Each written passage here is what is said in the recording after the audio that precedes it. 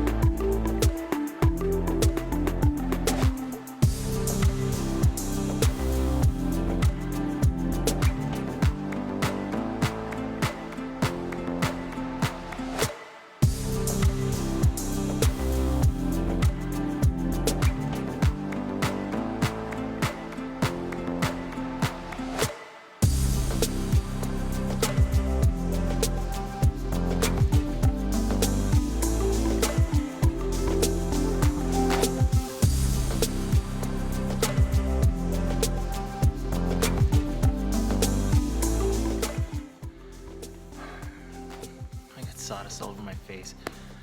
Okay guys, I'm happy with the shape. I'm probably going to continue to shape little spots around the arms, and I also want to taper back the feet. You can't see that from this shot, but right here, I was just checking the image, guys. I'll show you the picture that I'm looking at here. Obviously, it's a little bit different than how it turned out, but I had already started this when I found this image, and I sort of like the image that I'm looking at here. So, you know, the feet are out in front; they're a little bit flatter here. So I might knock this hump down on the top of the feet, and then shape the legs back a little bit more. Anyways, I'm going to draw on the nose here.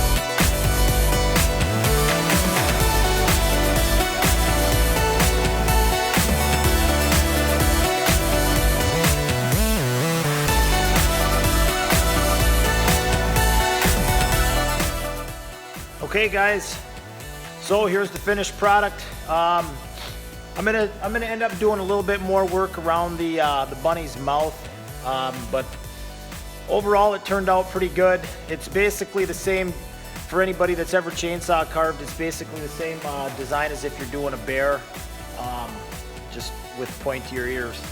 So I just charred it. I'll probably end up going back and wire brushing that a little bit to touch it up. And like I said, tidy up around the mouth, give it a little smile.